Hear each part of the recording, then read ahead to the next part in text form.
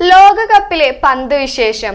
ഓരോ ഫിഫ ലോകകപ്പ് കാലത്തും ആരാധകരുടെ ശ്രദ്ധയിലേക്ക് വരുന്ന കാര്യമാണ് പന്തുകളുടെ സവിശേഷത. ഏറ്റവും പുതിയ സാങ്കേതിക വിദ്യയുടെ ചേരുവ കൂടിയാണ് ഓരോ ലോകകപ്പ് പന്തുകളും.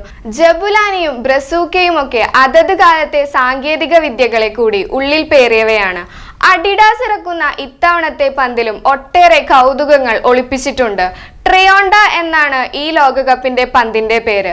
ട്രയോണ്ട പന്ത് മാത്രമല്ല, ആധുനിക സാങ്കേതിക വിദ്യകൾ അടങ്ങിയ ഒരു ഡിജിറ്റൽ ഉപകരണം കൂടിയാണ്.